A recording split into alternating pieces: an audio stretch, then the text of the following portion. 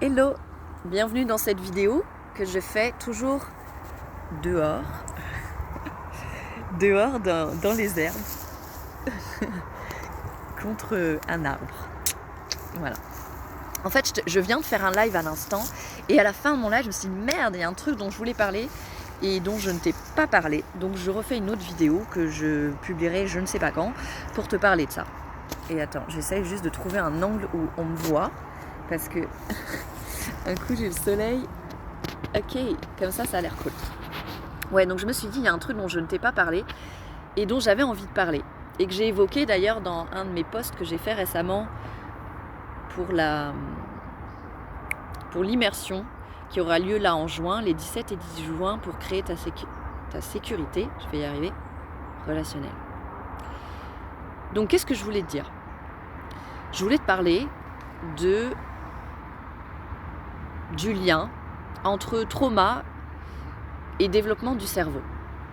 Alors je ne vais pas rentrer dans des trucs trop techniques, mais c'est assez simple à comprendre. En fait, un bébé, il y a certaines zones de son cerveau qui ne sont pas développées, et notamment la zone du néocortex. Et donc du coup, ce qui va se passer, c'est que les adultes autour de lui vont devoir jouer le rôle de néocortex pour l'enfant. Ça veut dire quoi ? Ça veut dire que l'enfant, le bébé, le nourrisson, il va vivre les émotions sans aucun filtre. Il va les vivre brutes de pomme. Ce que justement certains appellent la grande vulnérabilité quand on va retoucher ça une fois adulte. C'est des espaces qu'on a vécus mais dont on ne se rappelle pas souvent consciemment dans ces moments-là. Des moments où on n'avait absolument pas de filtre, ou très peu, et très peu de défense, de protection face à toutes nos émotions. Donc le bébé est absolument submergé, il est l'émotion, il n'a pas de recul, il n'a pas la possibilité de faire autrement, il est complètement submergé, il est l'émotion. C'est pas seulement qu'il la vit, c'est qu'il l'incarne complètement.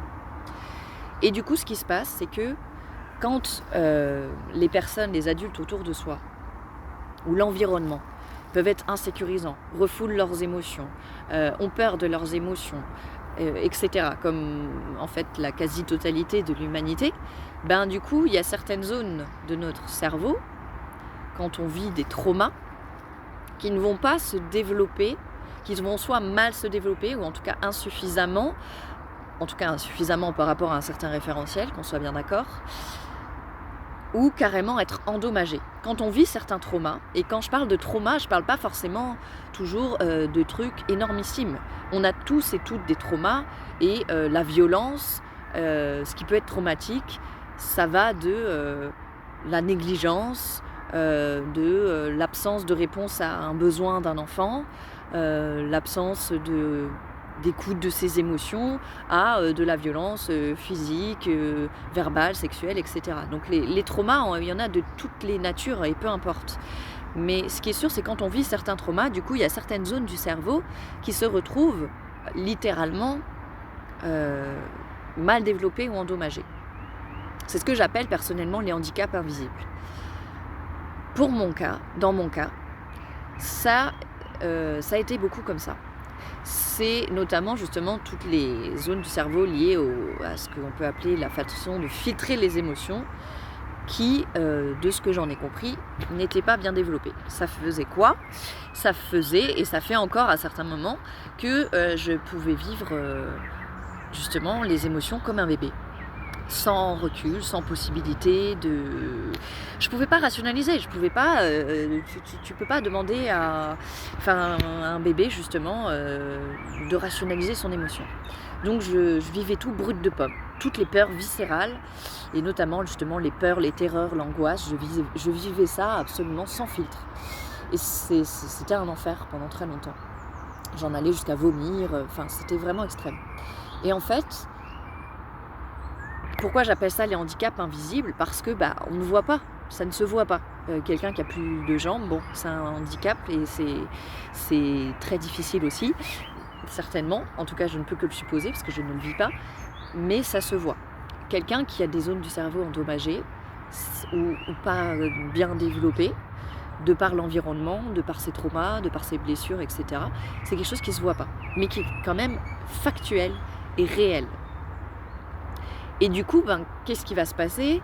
C'est que cette personne-là, elle va surdévelopper souvent encore plus de honte, de culpabilité d'elle-même, parce qu'elle va se dire, mais non seulement je vis ça et c'est un enfer, mais en plus, je suis pas capable de gérer mes émotions, je suis totalement hystérique ou j'en sais rien. Hystérique, c'est plus un terme qu'on met au féminin, mais c'est quelque chose qui peut concerner aussi les hommes. Ou alors je suis violent, pulsionnel, j'arrive pas à gérer mes accès de colère. En fait, même si, pour moi, la violence, ça reste une forme de réponse défensive et que les émotions de fond sont souvent tout autres. Mais quoi qu'il en soit, on peut vivre les émotions avec une intensité qui peut être vraiment vécue comme violente pour soi. Voilà, et c'est ça que je voulais partager. Et pourquoi je voulais te parler de ça? Parce que ces handicaps invisibles, à mon sens, qui se sont notamment, on va dire, créés ou développés aussi à travers les traumas qui ont lieu dans le lien à l'autre, peuvent aussi se réparer, et c'est ça la bonne nouvelle, ce qui a été créé dans le lien, ce qui a été abîmé d'une certaine manière dans le lien, ou en tout cas ce qui a révélé nos blessures, puisqu'en fait, je pense que l'autre ne peut rien révéler qui ne soit pas déjà en nous, mais ce qui a été révélé justement à travers le lien peut aussi être réparé à travers le lien. Et c'est ça la bonne nouvelle. Donc, tout ce qui a pu, entre guillemets, être à l'origine de ces handicaps invisibles peuvent devenir des opportunités extraordinaires de résilience, de force, de rencontre de toi-même, d'opportunités aussi d'être vraiment en lien avec l'autre de manière authentique, de manière réelle. Parce que quand il y a ces espaces-là qui sont réveillés, ça vient toucher justement ces fameux espaces de grande vulnérabilité. Et un bébé, pourquoi on associe un bébé à l'innocence? Parce que justement, un bébé, il n'a pas tous ces systèmes de défense qui font qu'il va pas ressentir certaines émotions de fond. En fait, la plupart des adultes, on a des couches et des couches et des couches d'émotions au-dessus de notre grande vulnérabilité, au-dessus de justement ces états aussi d'innocence. Mais on ne peut pas retrouver cette innocence sans retraverser ces états-là. Simplement, ce qui va être important, c'est d'aller les recontacter dans un espace de sécurité. D'où pour moi l'importance de la sécurité, mais aussi de la sécurité en relation. Parce qu'encore une fois, ce qui a été entre guillemets abîmé, donc révélé dans le lien, peut aussi guérir ou être réparé à travers le lien dans le cadre d'une collaboration, d'une co-création d'un espace sécuritaire. Comme je l'ai dit dans mon précédent live, sécurité et liberté sont intimement liées. Il y a un thérapeute que j'adore, qui ne se définit pas d'ailleurs comme thérapeute, Laurent Martinez, si tu passes par là, qui disait ça avec sa compagne Durga dans un accompagnement qu'il proposait. J'aimais beaucoup cette image, c'est vraiment l'image d'une maison, c'est-à-dire que souvent on va se dire mais le cadre ou la sécurité dans une relation c'est enfermant. Mais en fait, si tu prends l'image d'une maison, si tu as une maison qui n'a pas de toit ou qui fuit de partout, tu vas perdre un temps et une énergie considérable et parce que tu as froid parce qu'il n'y a pas de toit ou tu te prends de la flotte ou parce qu'il faut boucher les trous quand il y a des intempéries.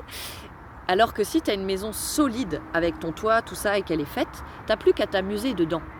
Mais c'est exactement pareil dans nos relations en fait. C'est qu'à partir du moment où tu as des bases solides, des fondations sécurisantes, un cadre clair et solide, c'est à ce moment-là que tu peux avoir du fun et de la légèreté dans tes relations.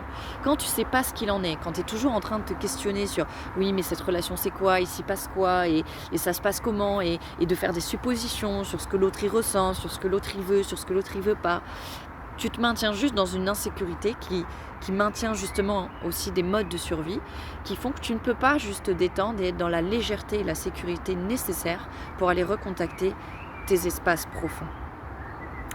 Yes. Donc, à bientôt pour une prochaine vidéo.